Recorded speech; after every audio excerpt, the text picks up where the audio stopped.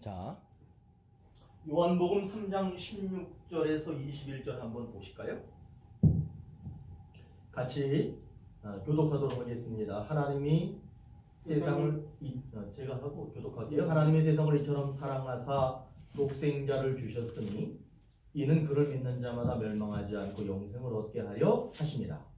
하나님이 그 아들을 세상에 보내신 것은 세상을 심판하지 아니하시며 그로 말미암아 세상이 구원을 얻게 하려 하심이라. 그를 믿는 자는 심판을 받지 아니하는 것이요 믿지 아니하는 자는 하나님의 독생자의 이름을 믿지 아니하므로 벌써 심판을 받은 것이니라. 그 성질은 이것이니 곧 빛이 세상에 와서 사람들이 사랑으로 보다 어두를 더 사랑하는 것이니라. 악을 행하는 자마다 빛을 미워하여 빛으로 오지 아니하나니 이는 그 행위가 드러날까 하미요 진리를 따르는 자는 주 안에 있는 그 행위가 하나님 안에서 항상 사람을 나타내려 하느니라. 아멘. 자,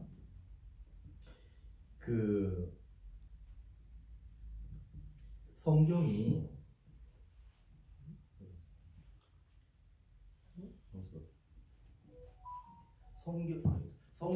성경을 보실 때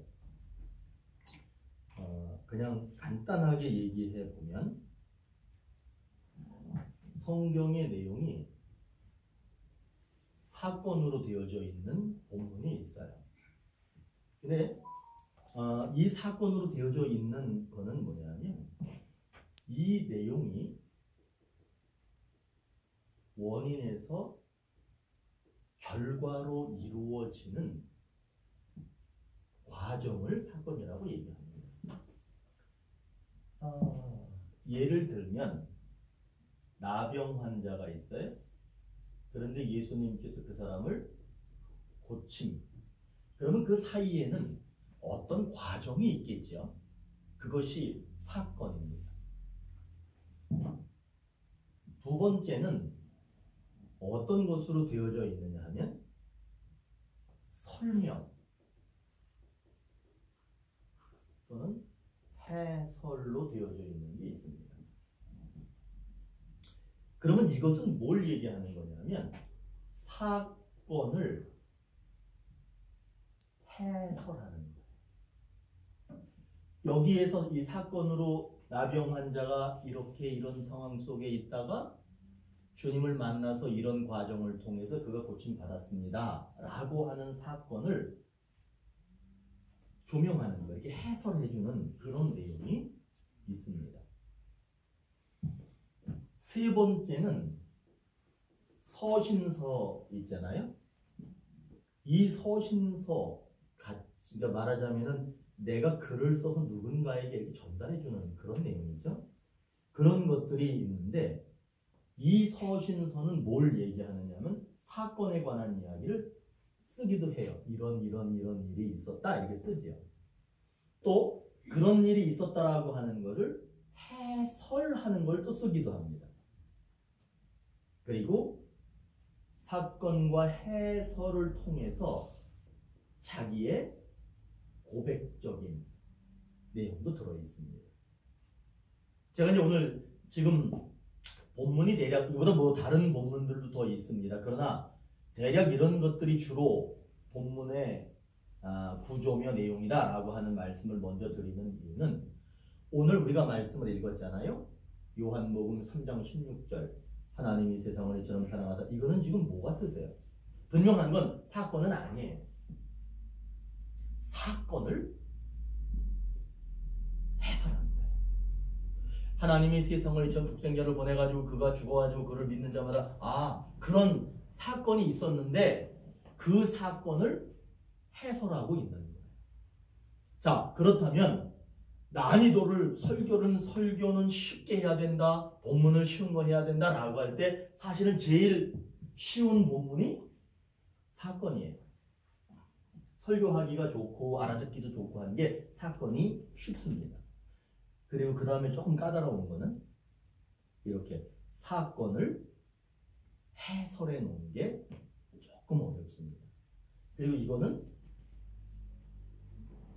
좀 많이 어려운 것 같아요. 왜 그러냐 하면 사건을 말하다가 해설을 해주고 자기가 또 자기 신앙 고백적인 것도 막 얘기를 해요.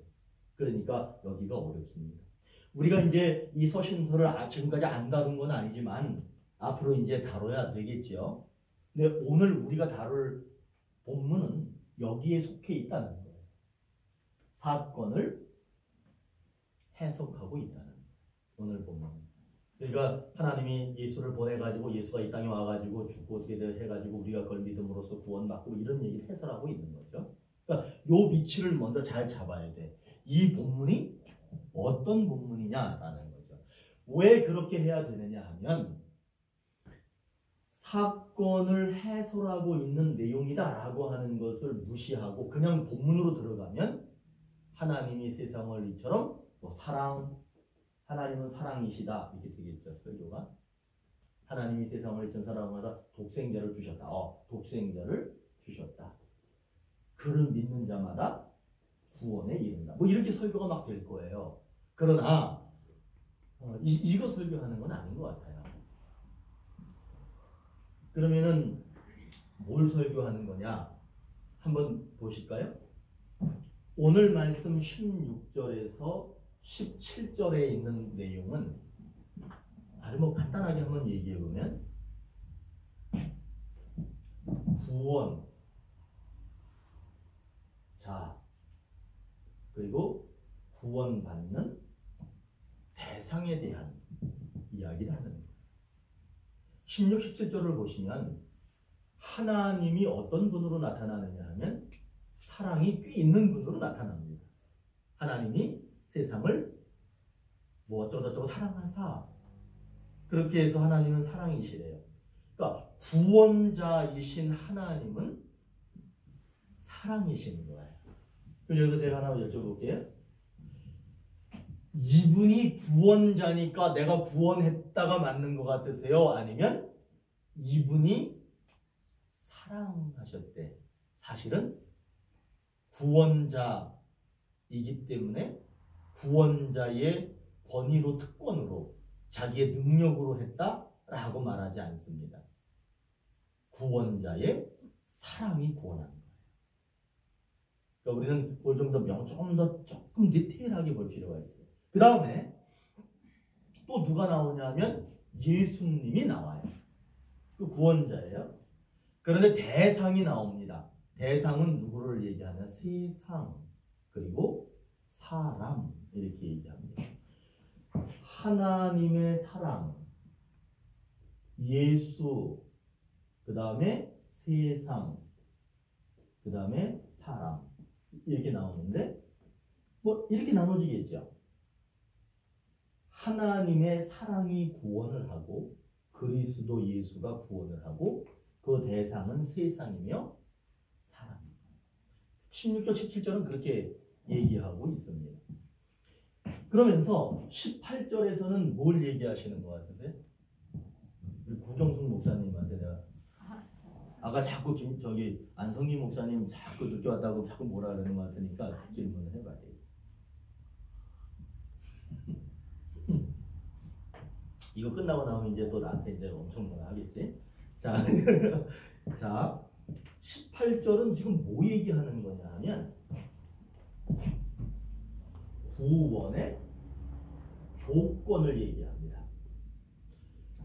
구원자가 구원의 대상을 구원하려면 구원의 조건을 충족해야 되는데 그 조건이 뭐래요? 18절에서 보니까 우리 오늘 계속 이거 많이 쓰죠? 이거 되게 중요한 거예요. 우리 기독교 안에서는 이건 매우 중요한 겁니다. 안 믿어져도 믿어야 되는 거예요. 매우 중요한 겁니다. 그러니까 구원자가 구원의 대상을 구원하려면 반드시 믿음이 있어야 되는데 여기서 제가 한 가지 추가하고 갈게요. 우리들은 그 믿음을 무슨 생각을 가지고 있느냐 하면 사람이 하나님을 믿음이라고 생각합니다. 사람이 하나님을 믿는 거예요. 근데 그러면 역으로 한번 생각해 보시겠어요?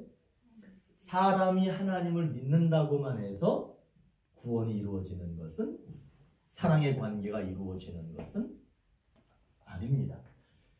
하나님이 우리를 당장은 믿을 거리가 없어. 그러나 얼마가 지나면 괜찮은 사람이 될 거야. 그래서 우리는 이런 일방이 아니라 쌍방이에요. 모든 것은 쌍방으로 이루어지는 거예요. 그러니까 우리들은 무슨 생각을 하냐? 내가 하나님을 믿으면 구원받는다.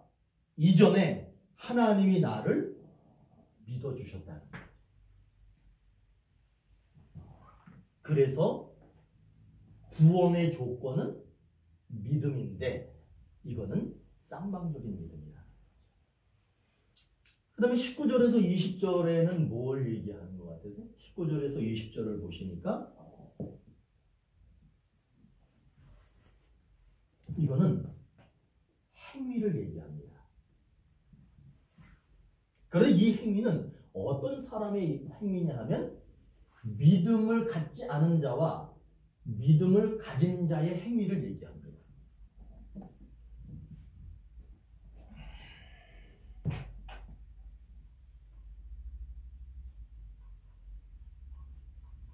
자, 그러면 이제 제가 이제 이렇게 하는 이유는 저도 이렇게 설교 준비를 하니까 제가 이렇게 하는 거예요.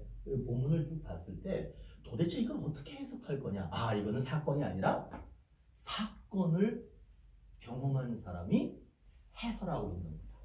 그럼 이 사람은 지금 이 구절을 여기서부터 여기까지 나눠져 있는 구절을 어떻게 나눠서 우리에게 말해주고 있느냐라고 할 때 구원자가 있고 받아야 되는 사람이 있다. 구원을 받고 주고 하려면 뭐가 있어야 된다? 믿음이 있어야 된다. 그러면 그 믿음이라고 하는 것은 결국에는 어떻게 나타나느냐? 믿음이 있는 사람이 움직이는 게 있고 믿음 없는 사람이 움직이는 것이 있다. 이렇게 나눠진 거예요. 그러면 이제 여기서 이제 조금 더 자세하게 한번 보겠습니다. 아니, 내가 이 컴퓨터로다가 그림 그리려다가 실패했어.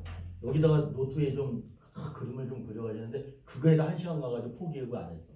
그거 누가 좀 나 좀 도와줘. 나 좀 막 미치겠어. 컴퓨터 때문에 잘 못해가지고. 자, 보세요. 하나님이 세상을 이처럼 사랑하사 그랬죠. 그냥 이 동그라미를 세상이라고 생각하세요. 세상입니다. 하나님이 세상을 사랑하신.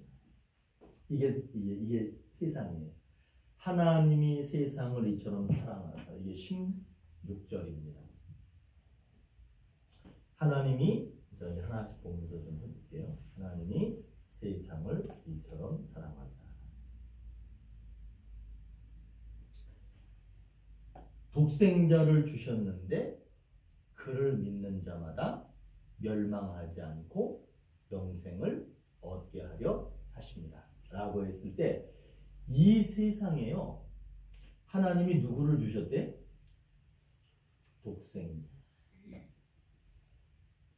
독생자를 주셨대.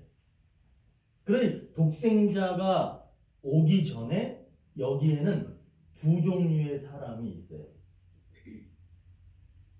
물론 오신 후에도 두 종류의 사람이 있고, 그러면 이 두 종류의 사람은 뭐냐면 믿음이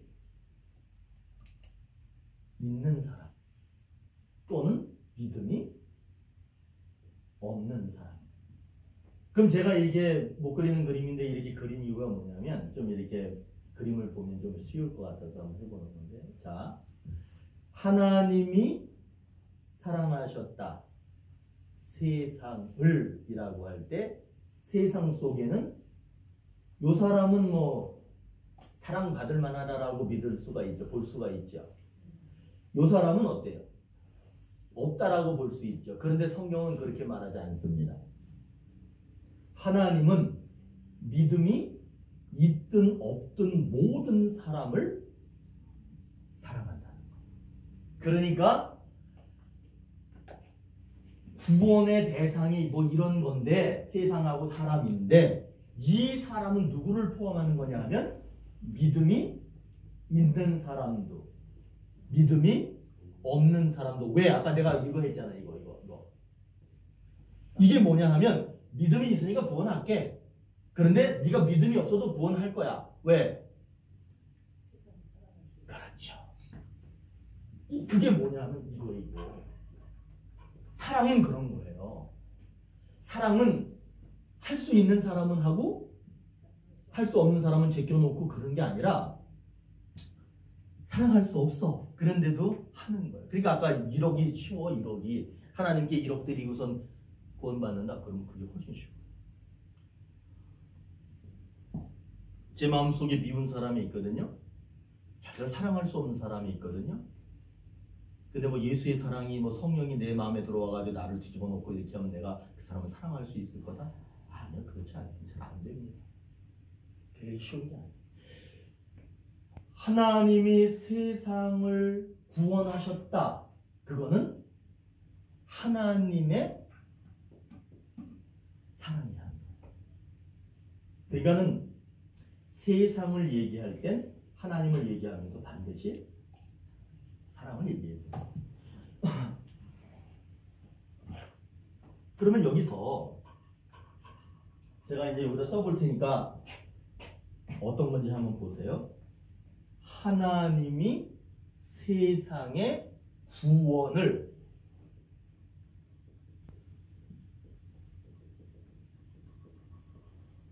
하나님이 세상의 구원을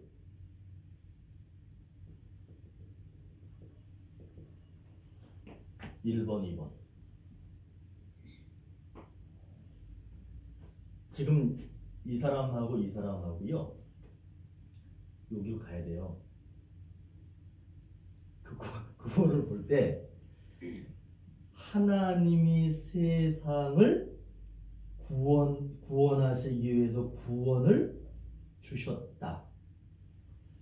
사람에게 구원을 주셨다. 사람에게 구원을 두셨다. 세상에 구원을 두셨다. 세상을 구원하셨다. 오늘 이 말씀으로 볼 땐 이게 맞습니다. 하나님은 세상에 사랑을 두신 거예요. 다시 말하면 하나님은 이 세상을 사랑하셔서 여기에다가 구원을 두신 거예요. 우리는 주셨다라고 하는 말을 많이 쓰잖아요. 그런데 두신 거예요. 그래서 하나님이 세상을 이처럼 사랑하사 독생자를 주셨다 그러죠. 근데 독생자를 이 세상에 주신 거예요. 그러면 그 세상에 독생자가 있는 거예요. 근데 여기서 이제 갈라지는 거야. 이 세상을 사랑하셨으니까 다 구원하셔야지가 아닌 거예요. 사랑하셔서 세상에 구원을 두셨는데 그 구원은 어떤 사람이 받을 수 있느냐는 거예요. 천국은 어떤 거래요? 천국은 침노하는 자예요. 침노하는 자의 것이다. 결국 무슨 얘기냐면 믿는 사람이든 믿지 않는 사람이든 다 하나님의 사랑 안에 들어있는데 이 사람들에게 무엇을 두셨느냐? 구원을 두셨어요. 그런데 그 이후에 이제 달라집니다. 보내주신 독생자를 믿는 자가 될 것이냐, 믿지 않는 자가 될 것이냐에 따라서 사랑하셨지만 이제 이 사랑에 의해서 오늘 말씀에는 그것을 영생이라고 하는 것으로 마지막 결론에서 나눠집니다. 결론은 무슨 얘기냐? 사랑을 두셨어요. 영생을 두셨고 구원을 두셨어요. 그런데 이것을 받을 수 있는 사람은 독생자 예수 그리스도를 믿음이라고 하는 조건. 이 조건에 쌍방에 하나는 성취됐습니다. 하나님이 우리를 믿어주신 것은 성취됐습니다. 그런데 하나 안 된 게 뭐냐면 우리들이 이 땅에 사는 모든 사람들이 그분을 믿느냐라고 하는 그 하나가 남은 거예요. 하나님은 사랑하셨어요. 구원을 두셨어요. 그리고 그분은 우리를 믿어주세요. 다 됐어. 그분은 다 하셨어. 근데 이제 한 가지만 안 된 게 있어. 그거는 이제 내가 나라고 하는 이 개인이 그분과의 관계가 어떠냐라고 하는 것은 하나 남아있는 거예요. 그러니까 구원이라고 하는 것은 그분이 많이 해놓으신 거예요. 거의 다 해놓으신 거예요. 근데 이제 우리가 마지막을 장식해야 되는 거죠. 그러니까 세상에 구원을 주신 거 맞잖아요. 그런데 조금 더 엄밀하게 보면 두셨어. 독생자를 두셨어. 그러면 그 구원을 받는 사람은 믿음이 있느냐 없느냐. 그분은 나를 믿어서 사랑을 주신 거예요. 여기 좀 이해되셨죠? 그래서 오늘 말씀에 보시면은 세상이라는 말이 나오고 그를 믿는 자, 세상, 그리고 그를 믿는 자라고 하는 말씀에서 오늘 16절을 보시면 세상, 결국에는 사랑, 하나님의 사랑으로 가득한 것이 바로 여기에요. 그리고 그를 믿는 자라고 할 때 믿을 때에 구원에 이르게 된다라고 하는 것을 말하는 거죠. 좀 더 정확하게 얘기하면 멸망하지 않고.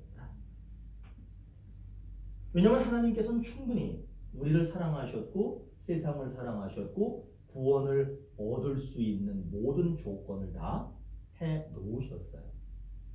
결국에 이제 우리한테 남아있는 거죠. 그러니까 여기에서 중요한 거는 하나님의 사랑이라고 하는 거예요. 저거로부터 모든 것은 시작됐다는 거예요. 그러면 이 사랑 안에는 무엇이 포함되어 있어요? 하나님이 우리를 믿어주신다는 거예요.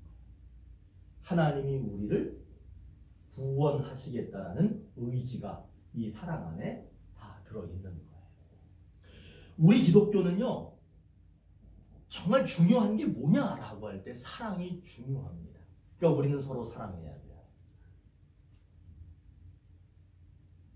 구목사님은 백석교 다니니까 에이씨 나랑 교단이 달라. 그러니까는 그냥 알아서 딴 데로 가시. 이게 아니야. 그런 거 하면 안 돼. 저 교회는 교인이 많아. 우리 교회도 좀 교인 많았으면 좋겠어. 야, 수평이동을 막 비판하다가 우리 교회로 수평이동에 오면 저 좋아요. 그런 거 안 돼. 그런 게 아니요. 교회는 여기도 교회, 여기도 교회, 여기도 교회, 여기도 교회, 여기도 교회, 교회야. 근데 이거는 하나님 나라가 돼요.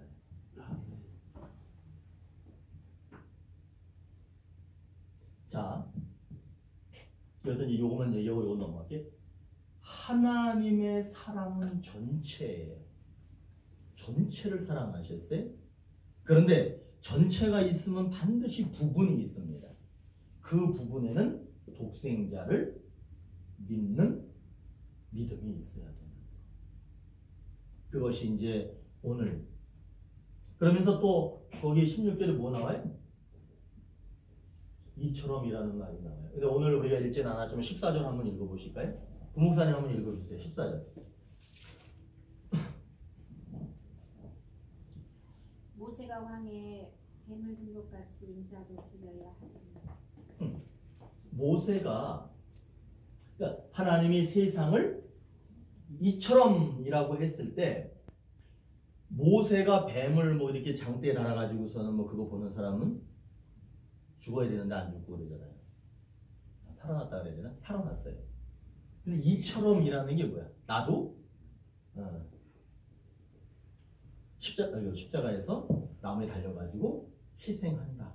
결국에는 아까 이제 우리가 요 얘기했잖아요.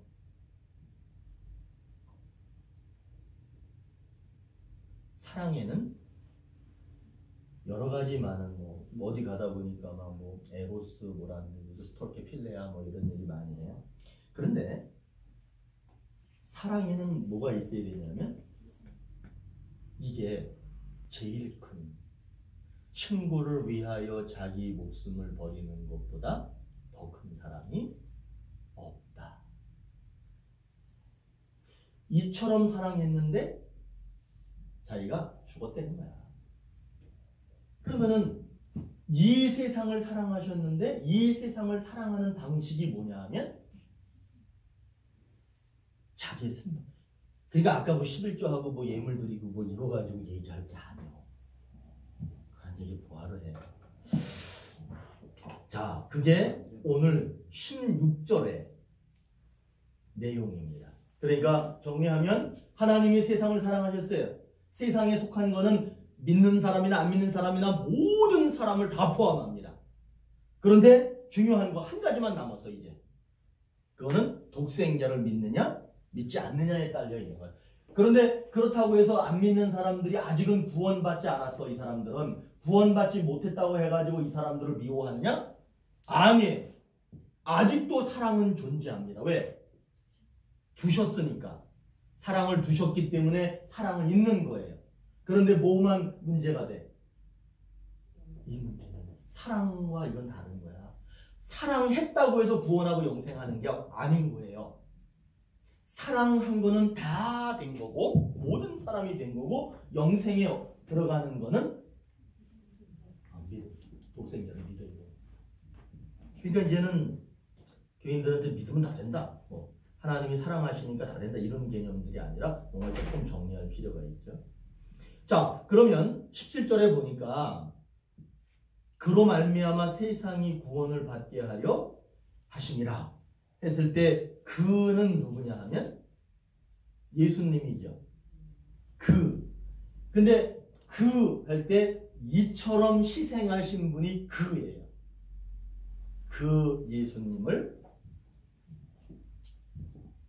보내주신 그분을 왜 보내줬다는 거예요? 세상을 사랑하시고 구원을 두시려고.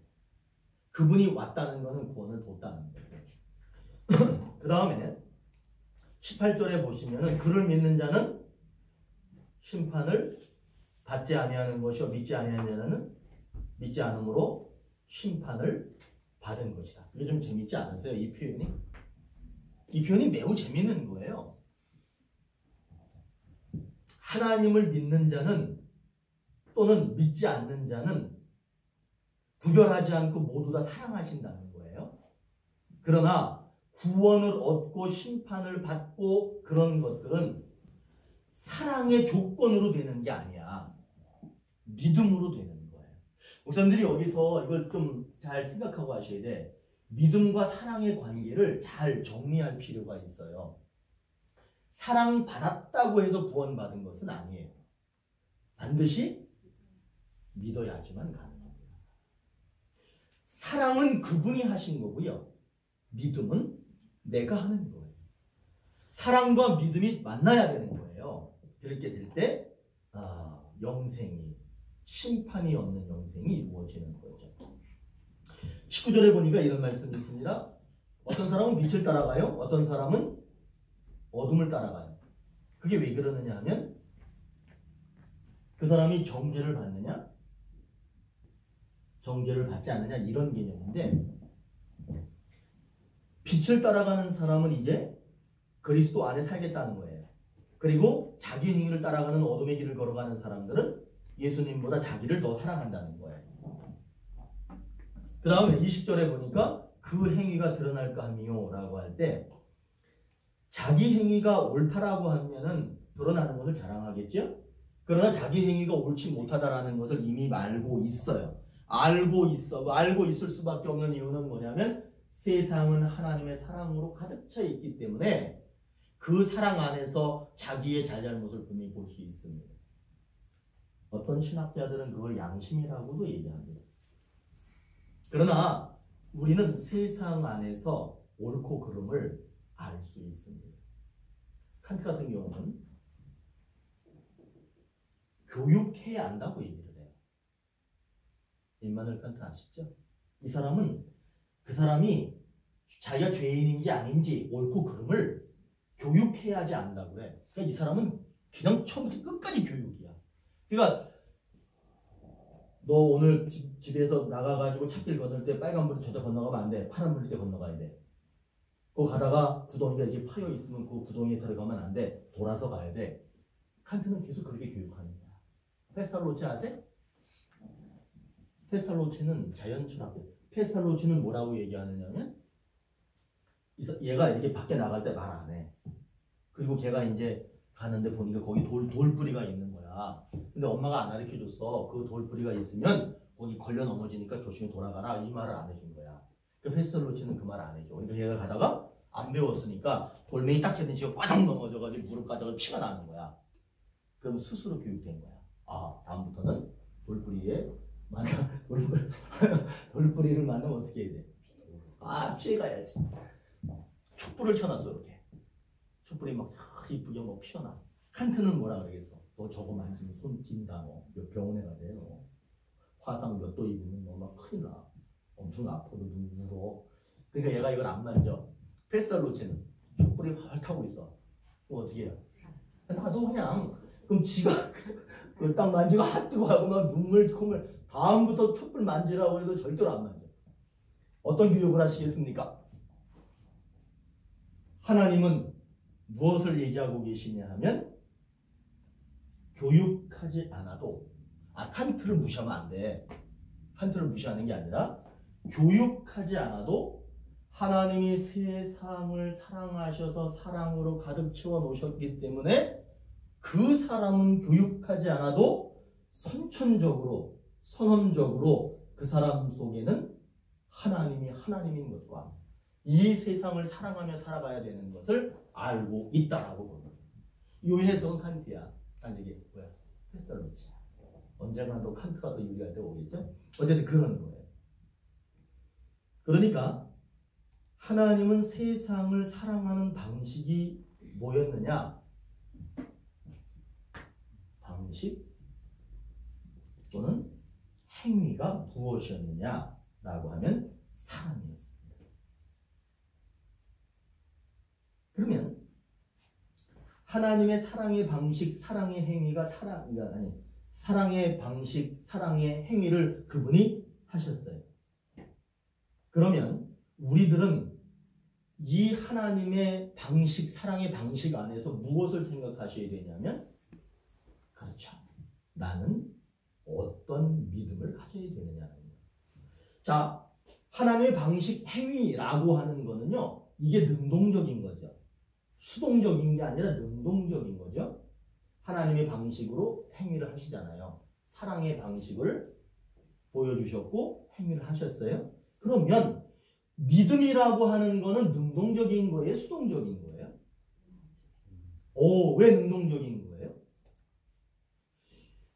이게 매우 중요해. 이게 제가 성경을 계속 보니까 우리는 교회 안에서 믿음이라고 하는 것을 매우 수동적으로 가르쳐주고 있지 않았나 이런 생각을 했어요. 왜 그러냐면 믿으면 돼요. 예수님 믿으면 구원 받아요. 라고 하는 것으로 끝났어. 그런데 한번 생각해 보세요. 내 마음속에 믿음이 없는 거예요. 텅텅 비어 있습니다. 그런데 내가 그래 내가 이 텅텅 비어 있는 이 마음속에 믿음을 채워야 돼. 하나님이 세상을 사랑하시고 그 안에 독생자를 주셨는데 내가 그분을 믿을 때에만 내가 구원을 받는 거야. 그래 나는 믿음을 가져야 돼 라고 하는 그런 생각하는 과정이 수동이게 능동이게. 그렇기 때문에 행위로는 구원받을 수 없다라고 얘기하잖아요. 행위만으로는 안 되는 거예요. 그러나 행 플러스 믿음이 구원을 이루는 거예요. 믿음만으로도 조금 조심해야 돼. 믿음은 뭐야? 능동적인. 그러니까 여기에 아무것도 없었는데 텅 비어 있었는데 믿음이 왔어. 능동적인 거예요. 그러면 하나님은 또 이렇게 얘기합니다. 하나님의 사랑이 그 사람 속에 들어가면 그 사람은 당연히 나타나게 되어져 있다. 마음으로 독생자를 믿는 능동적인 것이 있고 그 다음에 능동이 나가는 거예요. 그렇게 성경은 얘기하죠. 그래서 하나님은 몸과 마음으로 예수 그리스도를 믿기를 원하셔요. 그리고 우리의 마음이 진리가 아닌 곳에 있다가 진리로 바뀌었어. 내가 마음이 진리가 없는 곳에서 진리가 있는 곳으로 옮겨갔어. 운동이에요. 그렇기 때문에 우리가 그러니까 믿음이라고 하는 것과 행위라고 하는 이 두 가지의 개념을 끊임없이 성경을 읽어가면서 해결하고 해석하고 정리할 필요가 있습니다. 그럼 이제 제 말은 아니고 웨슬리가 말하는 대로, 웨슬리가 직접 그렇게 말하진 않았지만 제가 이렇게 보니까 웨슬리는 뭘 얘기하느냐 하면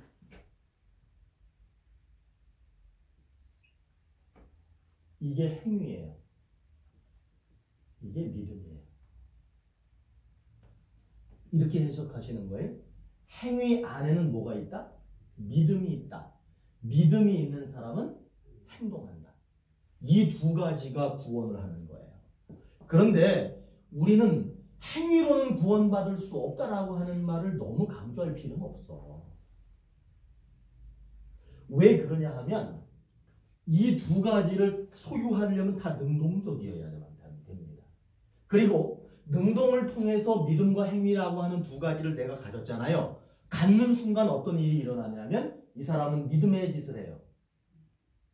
또 행위를 통해서 그 믿음이 점점 좋아져요. 그런 거 아시죠? 함으로써 좋아지는 거. 그거 이렇게 뭐 운동 가도 공 하면 이렇게 뻥 찼는데 잘 안 돼. 2번, 3번, 10번 쳐봐. 잘 찾이잖아. 그런 것처럼 그렇게 되는 거예요. 자, 이제 제가 이 얘기하면서 오늘 지금 계속해서 그 본문 얘기하는 거예요. 이거 다른 얘기하는 게 아니라 오늘 하나님이 세상을 이처럼 사랑하사 독생자를 주셨으니 이는 저를 믿는 자마다 멸망치 않고 구원을 얻게 하려 하심이라. 하나님이 독생자를 보내신 건 왜 보냈대? 구원하시기 위해서 보내고 뭐 그런 얘기 계속 여기다 한 거예요. 자, 그 다음에 이제 그러면 제가 질문 드릴게요. 이 말이 도대체 뭐 어땠다는 거예요? 하나님이 세상을 뭐 독생자를 보내가지고 뭐 사랑하셨고 뭐 그런데 이 이야기가 하나님이 독생자를 보내가지고 세상을 구원했다 이렇게 설교하면은 어떻게 설교가? 뭔가 좀 밋밋하지 않으세요? 둘 다 모르는 얘기 아니잖아요. 이 말은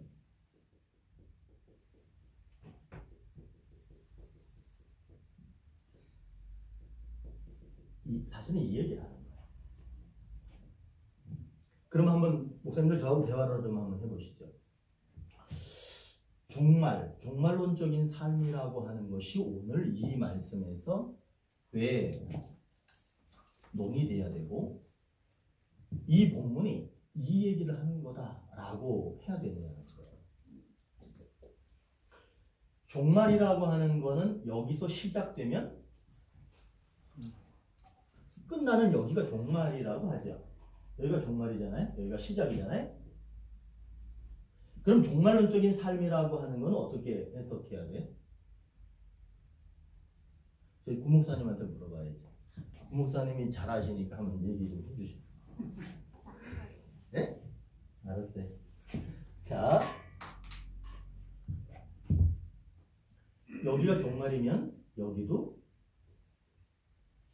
종말이죠. 결과죠.